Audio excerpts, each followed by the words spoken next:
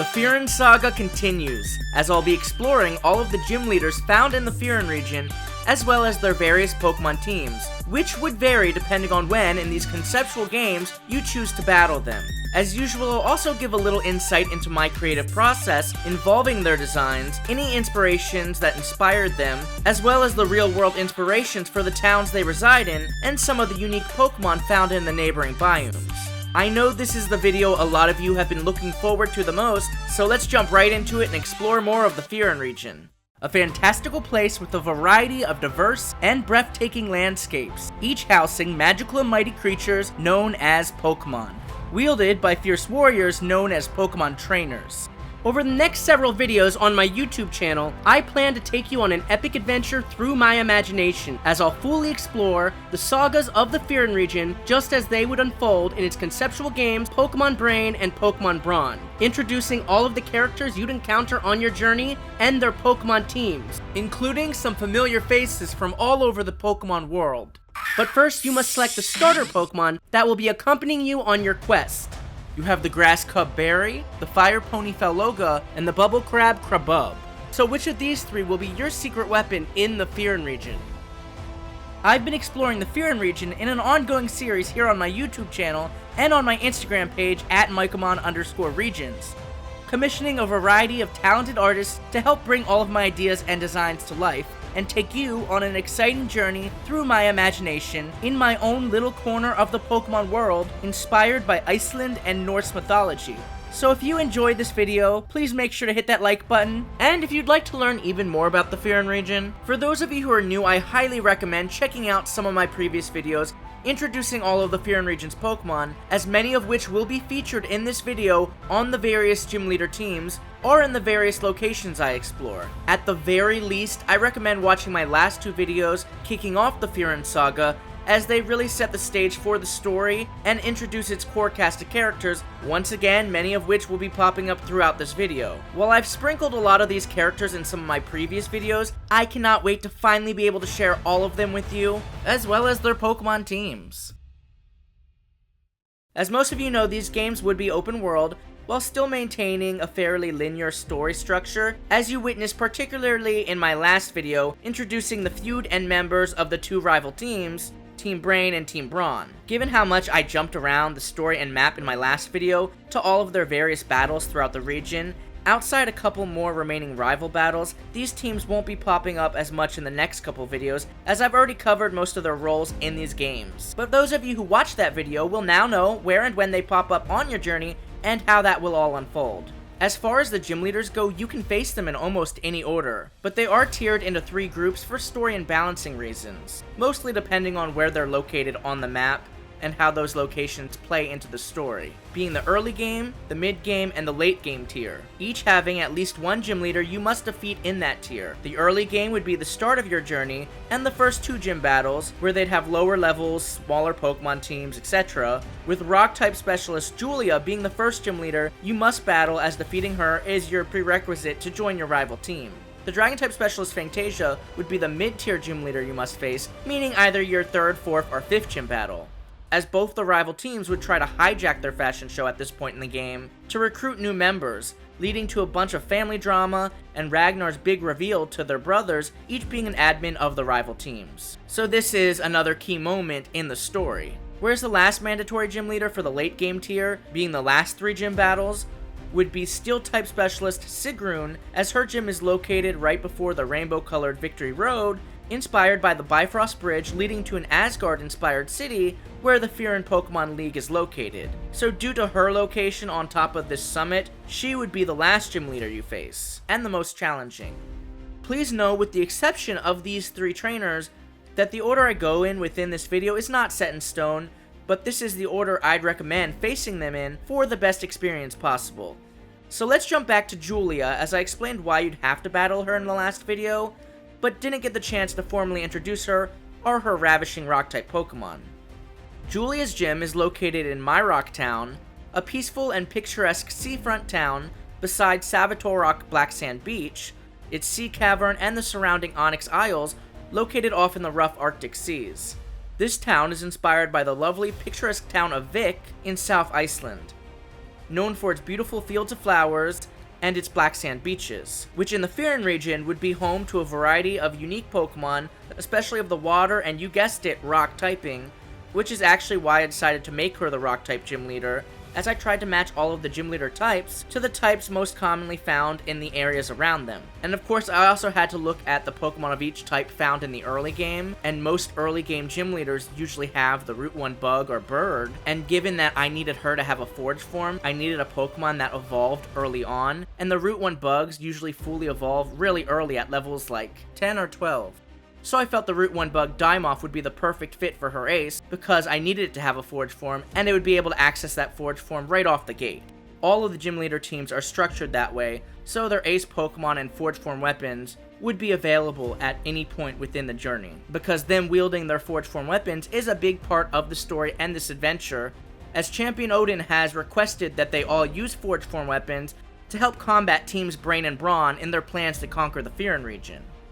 In fact, they only really use these forge form weapons against you or your rival because you are a member of these teams, since the forge form mechanic is still seen as barbaric by most people today. So these gym leaders wouldn't just use these forge form weapons against anyone. But anyways, back to Julia. Julia is an experienced Pokemon trainer, having refined her and her exquisite rock-type Pokemon's battling skills after decades of training. Her warm personality shines bright like a diamond, as she is the grandmother everyone wishes they had. In fact, I modeled her after my own beautiful grandmother, who passed away years ago. My Nani was absolutely beautiful inside and out, having actually modeled back in the day, and even in her later years, she would always dress in extravagant clothing and jewelry. It didn't matter where we would go, we could go to McDonald's, and she would still be fully dressed, from head to toe, makeup, jewelry, you name it. And boy did she love her jewelry, which I always thought could be rather gaudy, I'm not gonna lie, but she made it work. And I wanted to translate some of that into Julia's design, as I thought giving Julia a bunch of jewelry not only fit her occupation as a jeweler, but her rock typing in an organic way as well. Her brown coloring is also a nod to her rock typing, and more particularly her ace Dimoth, who her design obviously took inspiration from, especially in the jewels found along or at the base of the dress, which took inspiration not only from classic Icelandic or Nordic style dresses, but a lot of the extravagant dresses I would see my Nani wearing as well. Julia is not only a brilliant Pokemon trainer, but was once a famous Pokemon coordinator as well, dazzling audiences in Pokemon contests. Her time as a Pokemon coordinator and Pokemon contests in general will be explored more in the Fyrún Region's first DLC, The Queen's Beauty, as she will be appearing once again as a member of the league's contest committee. You'll even get to meet her former rival, who plays an antagonistic role in the story of that DLC. And fun fact, actually happened to be the normal type gym leader of the Fyrún Region once upon a time before the young electric type twins joined the league. But more on that in the future. Julia's charming rock-type gym, resembling the iconic church in the town of Vik, doubles as a world-renowned jewelry store, which in her gym challenge you'd have to go counter to counter and polish and refine gems in a minigame-like fashion, and failing to do so properly has you challenged by a trainer behind the counter using, you guessed it, rock-type Pokemon. Here's some of the rock-type Pokemon these gym challengers would use. Now, after completing the gym challenge, Julia will compliment you, saying you have a good eye, and that you remind her of her grandchild. But despite her warm grandma energy, since you are accompanied by the members of your respective team, she has to assume you will become one of them, and must treat you as she would any of them, per Champion Odin's request, meaning she is required to use a forge form in this battle, and will do exactly that. And given you will be wielding weapons, she doesn't exactly want to be swinging them around within her jewelry store, so this battle will actually take place on Savatorok Black Sand Beach, surrounded by its iconic and awe-inspiring rock spirals and basalt columns like those found in Iceland. Now, as much as I'd like to get into all these Pokemon's movesets in this video, it's really hard to do so because most of these leaders aren't faced in any specific order, so their Pokemon's levels and therefore movesets would vary depending on where in the story you face them. And speaking of which, it wouldn't be like Scarlet and Violet where, oh, you can face them in any order, but this gym leader's Pokemon's in the 10s, this one's in the 20s, this one's in the 30s, etc. No, meaning their Pokemon's levels would adapt with the levels of their Pokemon being 2 to 3 levels higher than the highest level Pokemon in your team to make the battles more challenging. So given their movesets would change with their levels, that's just a lot for me to manage, and it wouldn't be fair to reveal the movesets for certain gym leaders like Julia and not the others. So I apologize for not doing so, but please make sure to go check out my Instagram post at Pokémon_regions if you'd like to see any of these Pokemon stats, abilities, and full movesets. All of that fun information that I'm sure would enrich your Fyrún experience can be found there. Julia's Pokemon team consists of a Carbink to fit her jeweler theme, a Toddlure, a minor Pokemon from my first Fakemon region, the Ludvik region, found throughout the caves and grottos in the Fyrún region, and of course her ace Pokemon, Diamoth. Inspired by Iceland's diamondback moth species, with literal diamonds incorporated into its concept and design. This Pokemon would also double as her secret Forge Form weapon in the form of a beautiful bow that shoots magical diamond arrows. Now, I will get more into how the Forge Form mechanic works in an upcoming video, but they will start like a normal battle. Things wouldn't really change until you or your opponent transform one of your Pokemon into its Forge Form weapon, which like most mechanics you can do at any time or not at all. Julia and all the gym leaders, however, will definitely be doing so in their battles, so in order to level the playing field, I recommend doing the same. So after a Pokemon is transformed into a Forge Form weapon by either trainer, there is a short 60-second window where the battle is not your typical turn-based battle, and you can freely run around the surrounding area and attack RPG style. Think Legends Arceus meets Kingdom Hearts. So if you wield a Forge Form weapon, this period of time can be used to help build your Forge Force gauge or deal some damage before making your normal turn-based moves. But if your opponent, let's say Julia, has a Forge Form weapon in this time, and you don't, you basically need to spend this time dodging her attacks.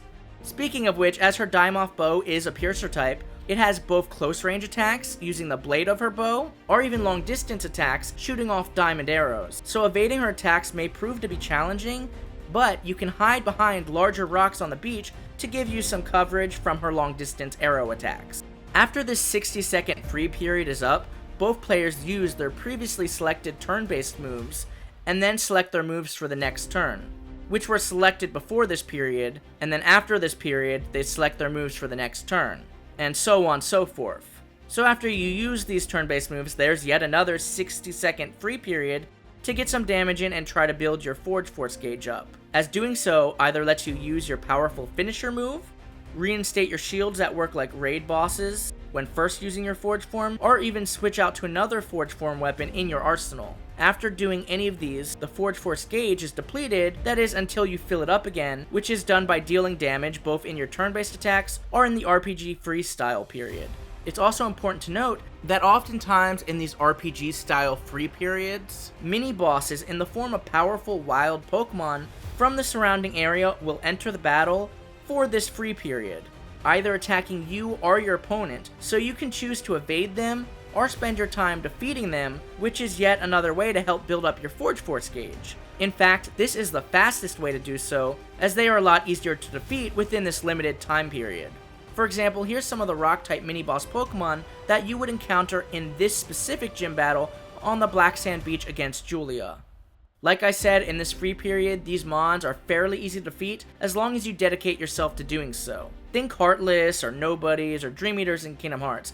Being as that's one of my favorite video game series, as well as the fact that it has such a family-friendly and cartoon style, similar to Pokemon due to its inclusion of Disney characters, that is always the first thing that comes to my mind when I think of the Forge Form battles.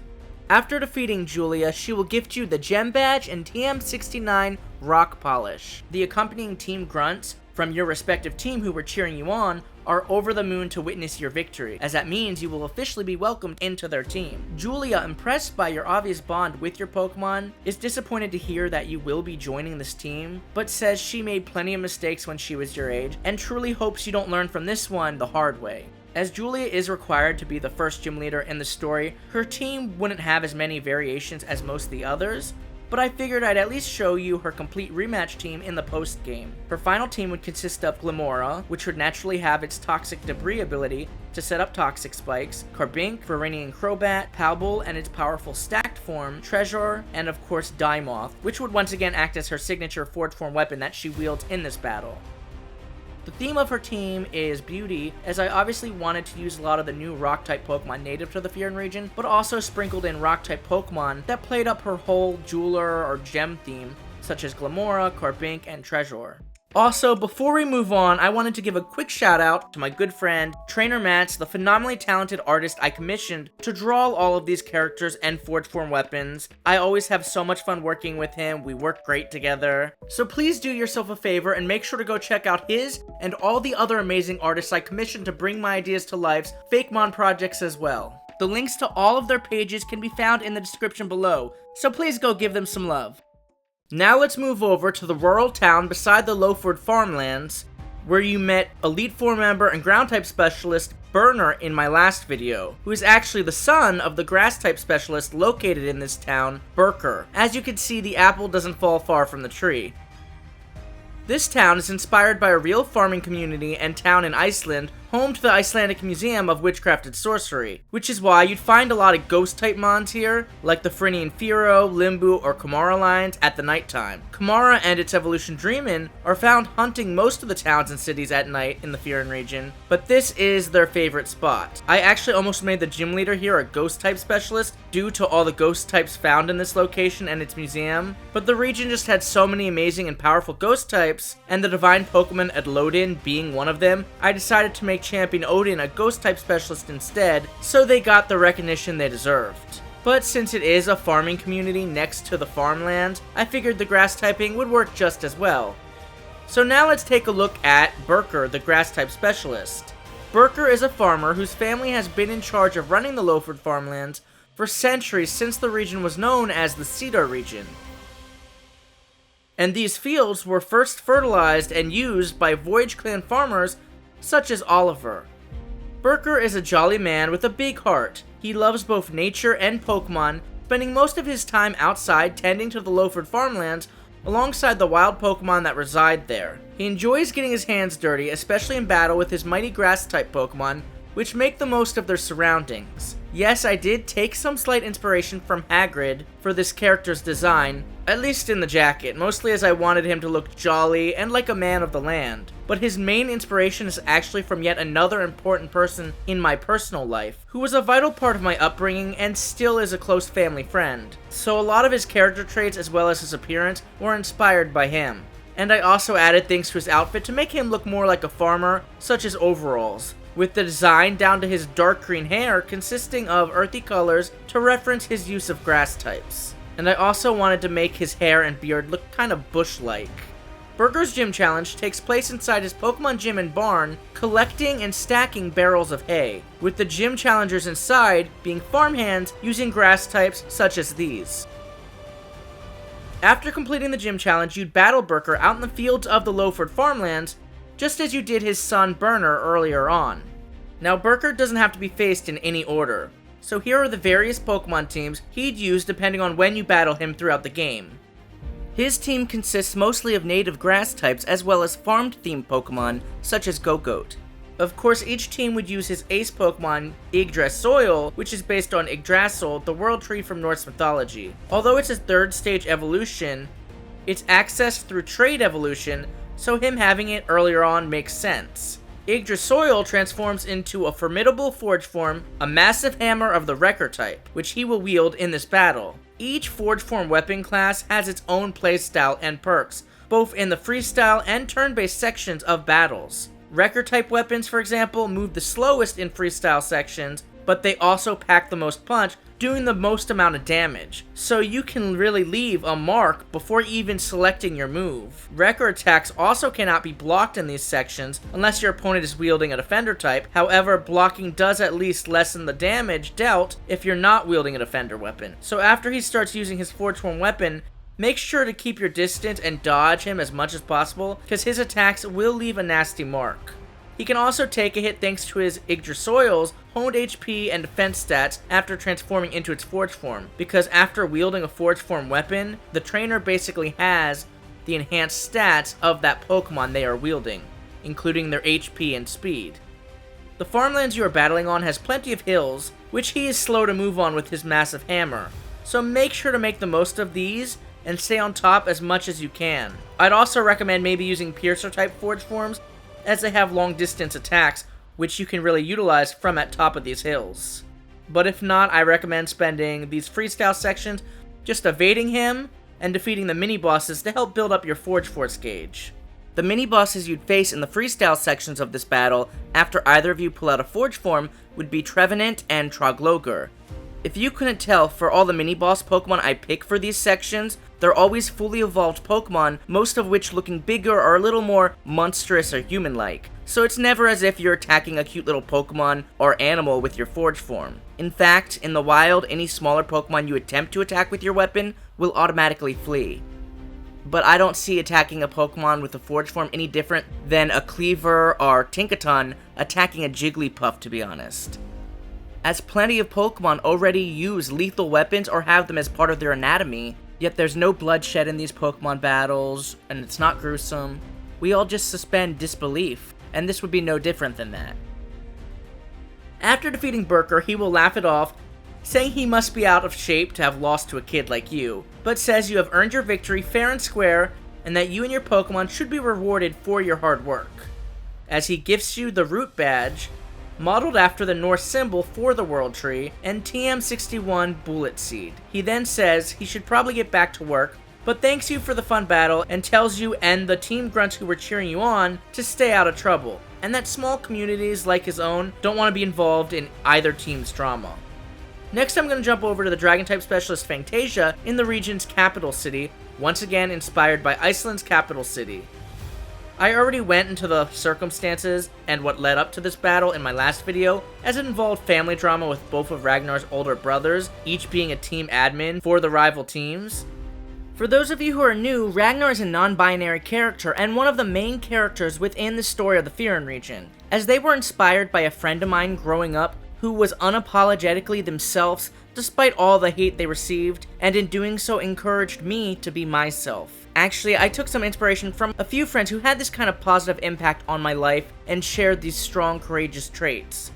But as a lot of you already know, there is a lot more to the character of Ragnar than meets the eye. Ragnar moonlights as Drag Queen Fangtasia, the Dragon-type gym leader of the Fyrún Region, whose Pokemon gym doubles as a runway with fashion just as fierce as the gym's Dragon-type Pokemon. Although outside of this persona, Ragnar lacks the confidence to really Pokemon battle as themselves, but while in the Fangtasia persona is not only confident, but an eloquent battler proudly wielding Drekion's Forge Form sword as their ace weapon.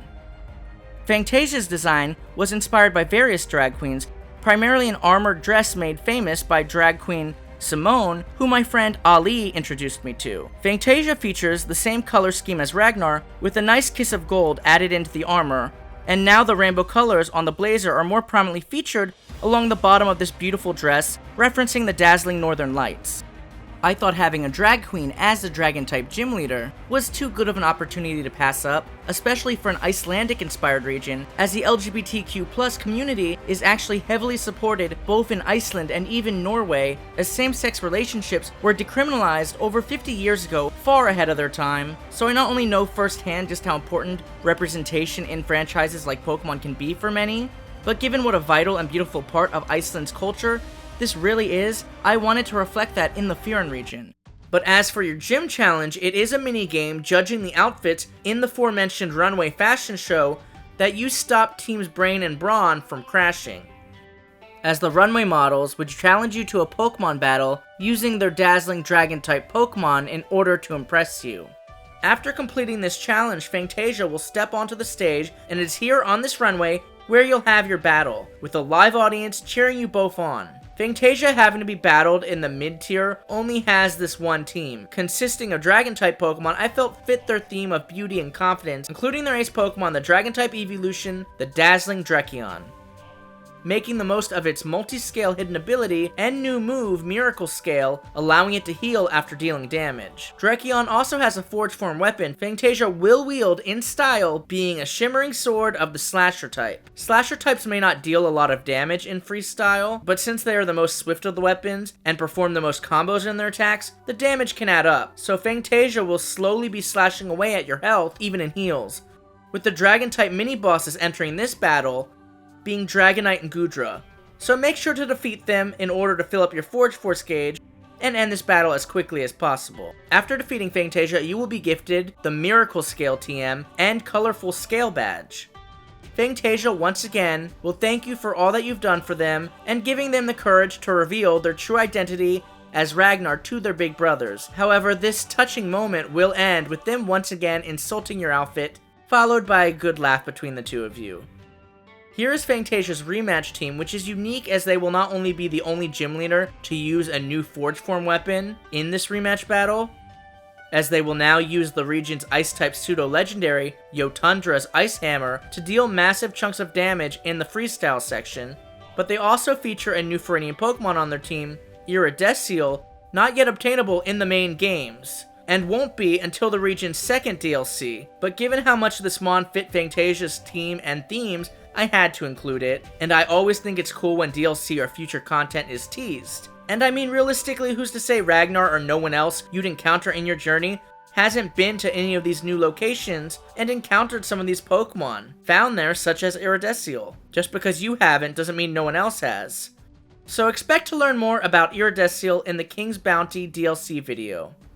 Anyways, let's move on over to the closest gym found within this charming hillside town, inspired by a real town in Iceland, known for its turf homes, which were said to inspire the Hobbit homes in the Lord of the Rings series, as these homes are literally built into the hills, and look like something out of a fantasy novel. This Icelandic town also believes in elves, or Huldolfolk rather, meaning hidden people, leaving them gifts or hoping that they will reward them or come out. So this is the location you'd find the Elfay line inspired by these invisible beings, and plenty of other magical fairy, psychic, and grass-type Pokemon. And even more in the neighboring Rainbow Woodlands, an enchanting forest with multicolored trees.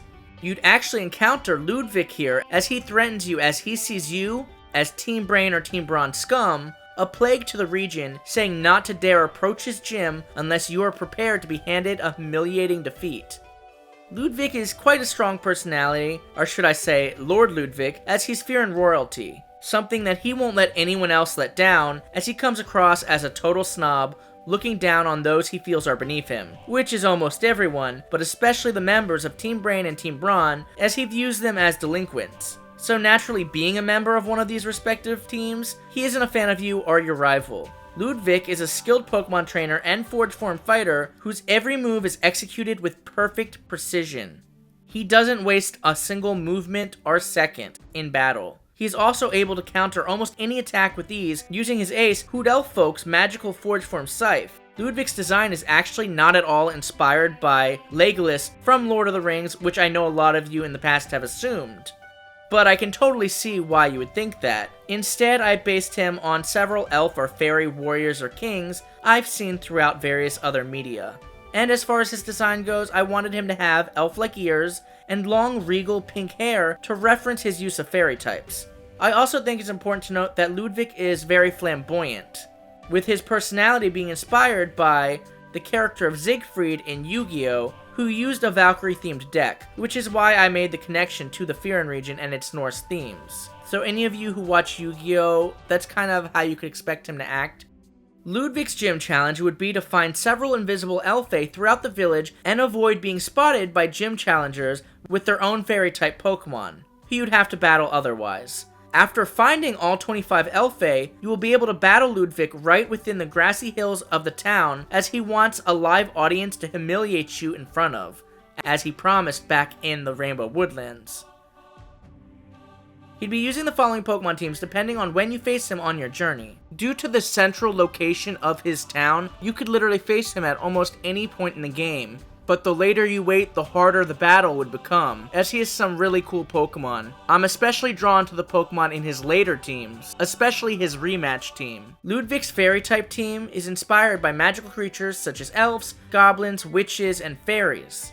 If you're wondering why he doesn't have a whole lot of new fairy types native to the Fyrún region on his team, that's only because they are either prominently featured on another main character's team, or more importantly, they don't fit the magical, fairy tale-esque theme of his team. But there are plenty of examples of this in the real Pokemon games, where the gym leader only uses a new native Pokemon. But the fact that his Ace and Forge Form weapon are a new Pokemon is what I think matters most. Ludvik's signature Forge Form used in this battle would be a Scythe of the aforementioned ace Pokemon, Hoodelfolk. This Scythe deals swift attacks in quick succession, as most slasher types do, and Ludvik himself is also quite fast. So you'll either have to go on the defensive and make sure to strike first, or create some distance off the bat, otherwise you won't have much time to recover, let alone attack him, as his attacks are just relentless. Here are the fairy type mini bosses you'd encounter in this battle, and unless you really want to fill your Forge Force gauge, I recommend avoiding them altogether, as you're already going to have a hard enough time evading all of Ludvik's swift and relentless attacks. So if you take the time to attack one of them, you're just going to be leaving yourself wide open, because he does not battle any of these mini bosses like some of the previous gym leaders do. He just goes straight for you and keeps on hacking. However, if you do manage to defeat Ludvik, you are gifted the Fable Badge and TM23 Enchantment, a new move I created in the Ludvik region that is essentially a fairy type fire blast that can cause infatuation. I also wanted to point out that like most of the Fyrún gym badges, the Fable Badge is actually modeled after a Viking symbol known as the Troll Cross with magical origins and meant to represent protection. Ludvik is obviously not pleased with his defeat and only rewards you with these out of obligation as there is a large audience watching. But make no mistake, he still cannot stand your guts. The next Pokemon gym I'd like to cover is a dark and dusty town located right underneath the region's active volcano, inspired by a real town in Iceland by one of its many active volcanoes that I instantly fell in love with. This town's proximity to Fireshalt Mountains, active volcano, and its fierce fire-type Pokemon, as well as the beautiful nearby lava fields and lava caverns like those in Iceland, make this town a real tourist destination. As a result, it features a variety of the region's finest restaurants, including fire-type specialist Cole's world-famous restaurant, which doubles as his Pokemon gym, offering a unique culinary experience as all the food is prepared and cooked right in front of you on volcanic rocks, using fire-type Pokemon. This restaurant was dedicated to and inspired by the cooking styles of Cole's ancestor, who was once the head chef for the ancient Voyage clan back at the time of the Cedar region, Agot. As for Cole, he is a world-renowned chef, as it clearly runs in the family, as his family has said to have started some of the region's earliest restaurants, a trend that has continued for centuries to come. He personally has even opened up several more worldwide. He has a fiery passion for cooking and Pokemon battling, so having this fire-type gym function as both is a dream come true to him. He considers Kafou from the Paldea region to be his rival, as they trained in the same culinary school.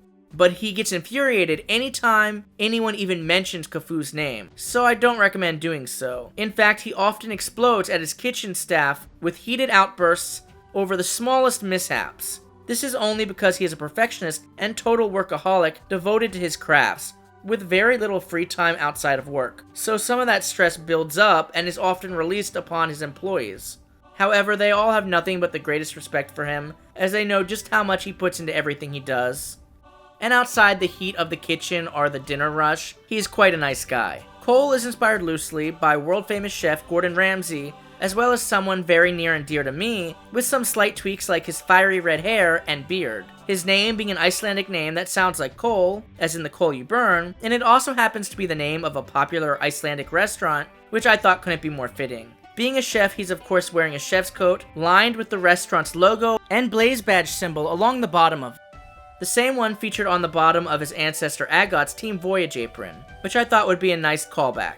And the colors are pulled straight from his ace Pokemon and sous chef Fire-Water type Blobstew, who helps him both in the kitchen and on the battlefield with its scorching hot attacks, and of course even acts as his Forge Form weapon. While Cole respects Champion Odin enough to follow his requests and use a Forge Form weapon, he seems unfazed by the whole feud between Team Brain and Brawn. And that's because he's already got enough on his plate running his restaurant and gym, which he already puts all of his free time into. So he just wants to get this battle over with as soon as possible, and to save time, he puts you right to work, as his gym challenge would take place in his restaurant as you participate in a timed minigame preparing and cooking food alongside fire-type Pokemon to be served to guests. If the guest doesn't like the meal you've served them, they will challenge you to a Pokemon battle using one of the following fire-type Pokemon. So if you can't take the heat, get out of the kitchen. After successfully helping Cole and the rest of his culinary team cook and serve all the patrons, who leave immediately afterwards, he proceeds to thank you and says he is quite impressed, especially by someone from Team Brain or Team Brawn. and that maybe you're not all as bad as Champion Odin thinks after all. He then says he feels he owes you a full-out battle, asking you to meet him at a fiery arena on Fireshalt Mountain's active volcano.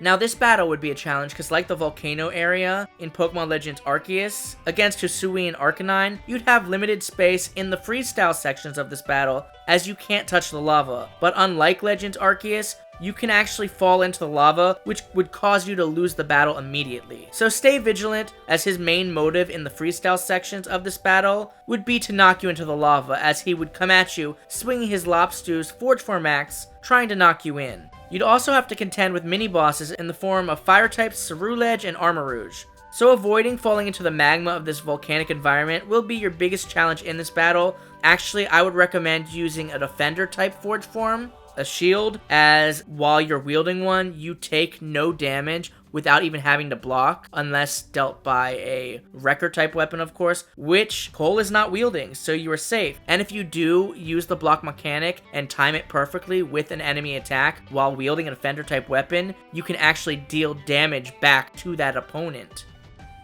Now let's take a look at Cole's team, once again depending on when you battle him in the game, consisting of the following fire-type Pokemon. I of course wanted to feature a lot of the region's native fire types, like the Flam and Roaster lines, as well as Hisselder in the rematches. But the main theme was to have Pokemon I felt could be eaten, or that are commonly eaten in Iceland, such as Flam, as lamb is the most commonly eaten dish in Iceland, Roaster as well, chicken, Magcargo, like escargot, and of course his Ace Stew, as lobster is a delicacy worldwide, but seafood is huge in Iceland as well. Scovillain is also a chili pepper, which could be used to cook food, and Hisselder is kind of the one exception, even though I know horse is eaten all over the world. I think that's a little dark. Thankfully, Iceland isn't one of these places, and yes, this theme overall is a little dark, but we already know that they eat Pokemon in the Pokemon universe. That's been confirmed, and it's not like he'd actually be eating his Pokemon. It was just a fun theme I tried to use to determine the Pokemon he'd use. After defeating Cole, he will gift you the Blaze Badge and TM50 Overheat, saying you continue to impress him, and that someone as gifted as you shouldn't waste their talents, telling you to pursue your own passions, not those of others, and that he thinks you are above all the nonsense, as like most people in the region, he's unaware of what's really at stake in this turf war between the Divine Pokemon. In fact, most people don't even know that Divine Pokemon are involved. Now I want to swing over to the Electric-type gym, found in a futuristic and high-tech city with large bridges connecting the two sides between this gorgeous canyon, inspired by many of the famous canyons found in Iceland. And I added some fantasy elements to this location with the futuristic city, as I like to add at least one fantasy location to all of my regions to make it clear that they are fictional places, as Pokemon often does the same with its own locations. At the base of this canyon, you'd find a wide variety of Pokemon, but the majority of the electric types in the region can actually be found in the neighboring area known as the Galvanized Garden, an electric field of flowers swarming with electric-type Pokemon such as Duo, Vestplug, and Sproutlet, who share an electrical charge instead of pollen. The electric-type Pokemon here create enough electricity to power the entire Fyrún Region. This electrical outlet, of course, being harnessed and distributed within the city, which makes the most of this natural power source. It is here you will battle electric-type gym leaders, twins Minnie and Magnus. Loosely inspired by Thor's children, Magni and Modi from Norse mythology, hence the electric typing, and their names also represent minimum and maximum. Minnie and Magnus run an electric-type gym focused on double battles. These two don't often see their parents as they're usually busy elsewhere. You may know their mother, who is currently a gym leader in another region, while their father, Thor, hasn't exactly been there for them as he's the leader of Team Brawn, and too busy with the feud going on between the two teams to give his children any attention. So needless to say, they are not fond of either Team Brain or Brawn, including you. No stranger to neglect, they became professional gamers and gym leaders following in their mother's footsteps. They are always up for a challenge, looking to level up together and alongside their Pokemon, as their gym is a virtual arcade. Minnie is deaf, hence the hearing aid, and her brother Magnus is her translator in and out of battle. That's why they usually tag battle, so she can communicate with her Pokemon easier with her brother's assistance. As I mentioned earlier, I really wanted to represent people with disabilities within the Fyrún Region, as they are often overlooked in media and franchises such as Pokemon. As important as I know representation is, I would never force something like this on a character just for the sake of representation, so I only do so if I can find a way to naturally tie their disabilities into their character, their given Pokemon type, or given role within the story, as I want these characters to be seen as far more than their disabilities, and more importantly, to have them overcome these disabilities, as many do, and make them their strengths. As for their designs, I wanted them both to look young. Their clothing looks very modern and almost futuristic to help convey this and their gym's cyberpunk theme. Minnie in blue and Magnus in red to parallel the colors of the sides of a battery. The two twins have blonde hair with black sides to resemble their mother, and lightning bolts sticking out resembling their father's hairstyle. Their gym challenge is a series of minigames in the form of retro Pokemon-inspired arcade games. Anytime you beat one of the minigames, you'll be challenged by a gym challenger who can't believe you beat their top score. So in order to settle the score, they challenge you to a Pokemon battle using some of the following electric-type Pokemon. The battle against the twins is obviously a double battle, so you'd have two Pokemon at your disposal. Here are the Pokemon they would each use at the various stages in the games. The two twins work really well together using electric-type Pokemon, which I felt fit the gym's cybernetic theme, as well as their relationship with one another, as they're pretty much each other's best friends and all they have, with their parents being so absent. Minnie's Pokemon being more defensive, and Magnus's Pokemon being more offensive. Together, they flawlessly execute a variety of combo attacks and complex strategies. This can be applied to the freestyle section, wielding their forge forms as well, as Minnie uses her Flowat shield to defend Magnus as he goes on the offensive with his Shocking with Spark Spear. And they even have a charged up attack where they connect their weapons, so if you see them doing this, try to stop them immediately, otherwise you will take some serious damage. Now since it's 2 versus 1 in this freestyle, and they each have a forge form, you'd actually be able to wield 2 forge forms in this battle. As I'll go into this in future videos, and I've mentioned this briefly before, that you can actually dual wield certain forge forms, but only in double battles, for this reason, to even the playing field. And since you are facing 2 of them, there would only be 1 mini-boss Pokemon spawning in the free section style of this battle, in the form of Voltaic. But this Pokemon is vicious and fast, so between the 3 of them, you will have your hands full. They are also sneaky little buggers, and often try to charge their electrical type attack I was telling you about, while you're focused on facing the Voltaic mini-boss. So this is actually the one battle I suggest to avoid battling the mini-boss altogether, and not worry about filling your Forge Force gauge, as it could cost you. After defeating them in battle, the twins will gift you the Circuit Badge and TM Volt Switch. The Circuit Badge is inspired by the Norse symbol, the Thunder Cross, with some slight tweaks to make it look more like an electrical circuit and less like a swastika. Now let's head over to this beautiful seaside town, inspired by the iconic town of Húsavík in Iceland. Here you can explore some of the open ocean and various islands, go whale lord watching, and find a wide variety of other water-type Pokemon. Those of you who watched my last video know this is where the rival team's base is located, so this is where you'd have your final headquarter battles that you have against most evil teams in Pokemon games. As for the water-type gym leader in this location, her name is Maria, and she's actually from my upcoming 3rd region I'm currently working on, inspired by Brazil. So she's Brazilian. As for her personality, her moods change with the tides, as she struggles to communicate and control her emotions, which can be as deep or as unpredictable as the ocean. As a result, she has trouble making friends and likes to spend most of her time alone with her water-type Pokemon out at sea, as it has always brought her comfort. Yes, if you didn't pick up on this already, she is on the spectrum. She moved to the Fyrún Region seeking isolation from the family pressures she faced back home in the tropical and energetic Zoni region.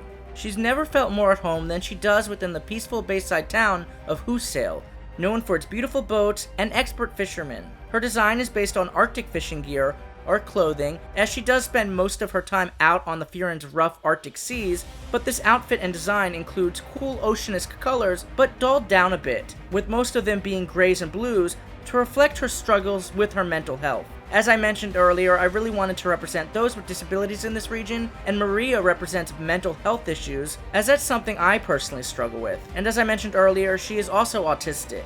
And I'm sure you don't need me to point this out, but her wavy blue hair is meant to resemble waves. Maria's gym challenge will take place out on a fishing boat far out in the bay, as you'll be expected to reel in a certain number of cascade before battling her. However, there will be other fishers on the boat with you to battle using the following Pokemon. So finding that perfect spot to make that catch may prove to be a challenge. After completing the challenge, she'd tell you of the pressures and abuse she faced from her famous family back in the Zone region, as she felt she couldn't live up to their high expectations. You're the first person she's opened up to like this in ages. After this heart-to-heart, you'd sail back to shore and have a seaside battle at the docks.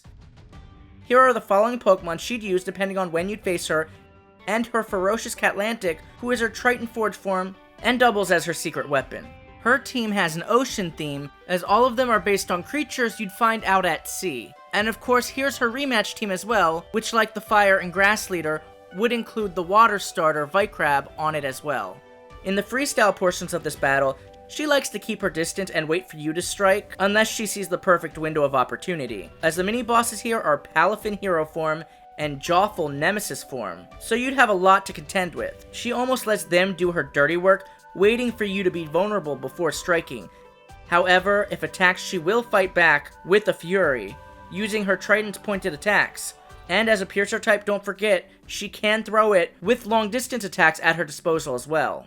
After defeating Maria, she will give you the TM Riptide, which is a new special move that works like Dragon Tail, switching out the target's Pokemon. She also gives you the Nautical Badge. She once again thanks you for allowing her to open up to you, and says thanks to you, she now plans to take a trip back to the Zone region to confront her family. So yes, you will be seeing more of Maria and her story arc, and even meet her family in the Zone region. Before your last gym battle, there are a few major story beats, such as an emotional final battle against your mother, as well as your rival in the Ice Cave, which was currently blocked off. But I will go more into these battles in my next video, as this video is meant to focus on the gym leaders, and the next one goes over the conclusion of the main story of Brain and Brawn. Last but certainly not least, we have the battle against Steel-type specialist Sigrún, whose Pokemon gym is located in the fantastical city on top of the summit you'd reach after getting through the Ice Cave. Sigrún once again would have to be faced last due to her city's location by the Bifrost Bridge-inspired Victory Road, leading to an Asgard-inspired Fyrún League. She's also the strongest gym leader in the Fyrún region, and as far as her and Champion Odin are concerned, she's the last line of defense against you and your respective team before reaching the Fyrún League, so she can't afford to fail. Her gym challenge is simple. In a series of dungeons within her castle, you must battle a bunch of armored trainers using Steel-type Pokemon consecutively without being able to heal before finally facing her. So it will be a real test of you and your Pokemon's strength. Sigrún is just as brave as she is beautiful. Tough as nails, she is willing to jump headfirst into battle with her Pokemon and Forge Form weapon at any time. She believes the best offense is a good defense, using her sturdy Steel types to wear out her foes, striking them down when they're most vulnerable, which is exactly what she would do in the freestyle sections of this battle. Given she is wielding a defender type weapon in the form of Frigilif's shield, attacks from head-on won't do any damage, and she doesn't even have to block. But if she does counter with a block, she can deal some hefty damage back. So if you're going to try to attack her, it's best to try to attack her from behind. But this may prove to be challenging with mini-boss Pokemon Aggron and Aegislash to contend with. Here is her Pokemon team consisting of Steel-type Pokemon with an armor or weapon theme to reference the fact that she is a fierce warrior. And of course, here's her impressive rematch team. Defeating Sigrún and her impenetrable Steel types earns you the Armor Badge, NTM Iron Edge, which is a new move I created for my first Fakemon region, the Luika region. The Armor Badge is once again inspired by a Norse and Viking symbol, two actually, both the Knot Shield combined with the outline of a Viking or Valkyrie shield. As much like her ace Pokemon, Sigrún is clearly inspired by Valkyries, with long flowing blonde hair and a strong physique. She is really hard on herself after failing to stop you. At the same time, she is genuinely impressed with your strength having been able to defeat her, and wishes you the best of luck in your endeavors, saying you'll need it against the Elite Four and Champion Odin, which by the way will be the focus of my next video as I wrap up the main story of the Fyrún region and its epic conclusion. Anyways, that's it for this video. I hope you enjoyed it. I'm dying to know which your favorite Fyrún gym leader was, or which gym leader had your favorite Pokemon team. My personal favorite gym leader is Cole, and my personal favorite Fyrún team would have to probably be Sigrún. Anyways, let me know which your favorite is down below in the comments. If you enjoyed the video, please make sure to hit that like button, and most importantly, please make sure to subscribe to my channel to keep up with more content, and please make sure to go follow and support all of the incredible artists I commissioned to make this video possible. All of their names and pages will be linked in the bio below, many of which have their own amazing Fakemon regions, such as Trainer Matt, once again the real MVP of this video, as he did all the trainer artworks. So please go give him all of your love. Thank you so much for watching, and take care.